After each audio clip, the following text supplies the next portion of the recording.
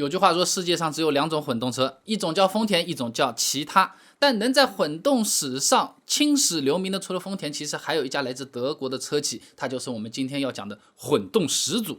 保时捷。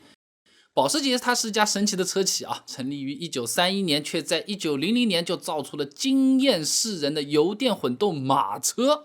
Lohner Porsche 2， 洛纳保时捷2。接着呢，安心造了1万年汽油车，却又在2019年突然交出纯电动车 Taycan 这张大卷。可以说啊，这家豪华品牌老字号的骨子里，电气化的基因一直还是在流淌，所以跟进也算快。其实准确的说啊，这洛纳保时捷这台车不完全属于保时捷，但它却的确是费迪南波舍尔他的一位神秘基友的爱的结晶。它也见证了费迪南从一个醉心于电气技术的质朴少年，转变成一个工于心计的汽车寡头。1875年9月3号，一片五彩祥云出现在奥匈帝国波西尼亚北部的铁匠铺的上空。哇！婴儿的一声哭啼划破天际，铁匠安东尼·波舍迎来了他的第3个孩子费迪南·波舍尔。这样的开局注定了小费迪南非凡的一生啊！在这个铁匠世家里好好学习祖传手艺，然后继承家业，发扬光大。本应该是小费迪南既定的轨迹。但那个时候人们沐浴在第2次工业革命的光辉下，每个细胞好像都得到科技发展的辐射小费迪南也不例外。他从小就对机械和电器有着非常浓厚的兴趣。这1889年14岁的费迪南陪同父亲前往一家工厂维修的时候，第一次看到了电灯，新世界的大门就此打开。回家之后他就开始钻研起了电器，白天呢在父亲的铁匠铺里面帮忙当学徒，一边呢悄悄晚上捣鼓自己的铁丝电线，滴滴滴。到了晚上他还偷偷跑到隔壁的技术学校听课学习，计划在自家的地下室造个发电机造福全家。当然这看似缜密的计划都被他那传统又执拗的铁匠父亲看在眼里。安东波舍尔心想，成天搞什么幺蛾子这种东西怕是根本不是干铁匠的料，没前途了，这孩子怎么办为了让小费迪南远离这些不务正业的败家玩意儿，这铁匠父亲真是煞费苦心啊！最后决定送他去技工学校学个手艺，回来好歹也能当个手艺人吧。父亲的决定呢，让费迪南高兴坏了。他惦记的不是能学一个技能一技傍身，是终于有机会接触学校里各种各样稀奇的玩意儿了啊！怀着对机械、对未来的满腔热情，费迪南踏进技工学校，刻苦学习，潜心钻研，动手设计能力突飞猛进啊！可他的文化课却是稀松平常，父亲被学校劝退信搞得来抬不起头啊！不久，父亲便让儿子真的就辍学了，回到家中再次当起了学徒。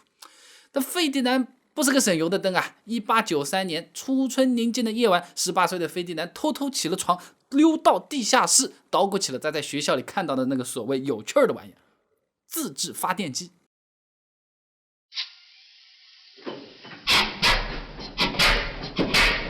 砰的一声发电机启动的声音惊醒了熟睡的父亲。安东一边抄起床边的皮带，费迪南拖起拖鞋，当当当当当当就下楼了，伴着微弱的月光走向了惊慌失措的费迪南。那一夜18岁的费迪南原本只不过想为家里做点贡献，造个发电机让家里用上电灯亮堂起来，没成全换来了一顿毒打这屁股上面到处都是皮带印这摸一下刚刚被打的这个屁股还发着烫。费迪南心想，这大事不好，这次是一顿毒打，下次我怕不要被老爸丢进铁炉里面去了。于是呢，心生惧意的费迪南当晚就决定收拾行李马上开溜，趁着夜色匆匆的赶往了维也纳。到了维也纳呢，费迪南找了个学徒工作在贝拉艾格电气工程公司打起了杂，做一些简单什么清扫皮带上油之类的简单工作。不过他的目的很明确就是要继续进修电气知识。那个时候费迪南德只要一有空就会一边请教别人机械电子相关的知识，一边呢捣鼓一下自己的小发明。短短几年时间迅速积累的知识和技术，他也从一个普通的杂工快速晋升为了测试部门的主管。即便违背了家庭的寄托，费迪南还是不务正业的爱着电气制造，并走出了自己的一条路吧。也为他后面的混动车野心埋下了伏笔。转眼间这就1896年了，这是费迪南在贝拉艾格电气工程公司第4个年头了。这一年注定是他辉煌的一年，他捣鼓多年的轮轴电机终于有了成果，而且因为这个成果他还结识了和他有同样兴趣的爱好者路德维希·洛纳就是那辆混动马车洛纳保时捷里面出现过的那个神秘基友，也就是他让费迪南性格大变。这路德维希·洛纳是当时奥匈帝国皇家马车工厂洛纳公司的大老板。这家公司呢，专门是给挪威、瑞典、罗马尼亚、奥地利的皇室贵族们生产马车车厢的。那他也是第一个认识到汽车制造重要性的奥地利人。那是刚刚投入汽车制造行业的路德维希呢，也正想趁着工业革命电气化的这个浪潮啊，造一下电动汽车。没技术储备啊，很苦恼啊，一直没有成功啊。然后突然就跑出来一个叫费迪南的这个小子，原来是这么搞的，仿佛是看见了未来。他觉得费迪南就是赢得未来的关键 ，the key to the future。于是1987年，路德维希二话不说，直接高薪把费迪南挖到自家公司担任首席设计师。这一年算是费迪南·波舍尔在汽车生涯中真正的有一个起点了。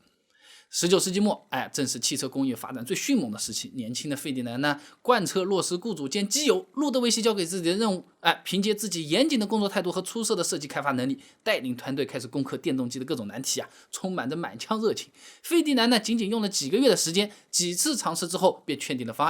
案，把自己发明的八角形轮轴电机放置在汽车的前轮上来提供动力。才过去不到1年，1898年的维也纳街头就出现了一辆名叫艾格洛纳的双座电动敞篷马车，引起了空前的轰动这是费迪南设计的第一辆车，而且还是电动的。因此可以说保时捷的历史是始于电动驱动的。那这辆车沿袭了皇家马车的车身设计，最大功率接近3匹马力，最高车速能达到25公里每小时，单次充电可达40多公里作为对比，同时期的奔驰 Velo 最大马力也是3匹，但最高车速才不到20公里每小时。1900年了，巴黎世博会了，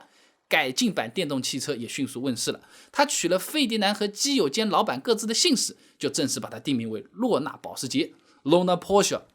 这辆车呢，既没有发动机，也没有齿轮箱，更没有传动轴，甚至连皮带链条都没有。这么个电动马车，却吸引了全世界无数的目光，让当时还不少坐着边走边拉屎的马车的人还说自己是优雅贵族的这种老爷们真是睁大了双眼。这个马车好不臭的然而费迪南并没有被这个漫天的夸赞冲昏头脑。没过多久，世界上第一辆功能性混合动力汽车 Lona Porsche 2便横空出世了。这便是今天油电混合动力车 Hybrid 的鼻祖了它是通过汽车引擎驱动发电机产生电力，从而驱动轮轴马达，既扩大了这个续航里程，也让汽车不再受电池瓶颈的约束了，还真两个就混在一起了但就在这个时候雇主路德维希却把费迪南给深深的坑了一把。日以继夜研发出来的精品绝招油电混合汽车的专利，直接被卖给了德国实业家埃米尔·耶利内克·梅塞德斯。10年的努力复制一句深感被背叛的费迪南性格大变，再也不相信友情，只相信权力和利益。命运到底给费迪南安排了一场怎样的冒险？这梅塞德斯这个人和我们现在熟知的汽车又有什么关系？期待下一集的小伙伴点赞走起来，评论刷起来，订阅并锁定备胎说车，更多更好玩的汽车故事等着你。备胎说车，我们下期再见。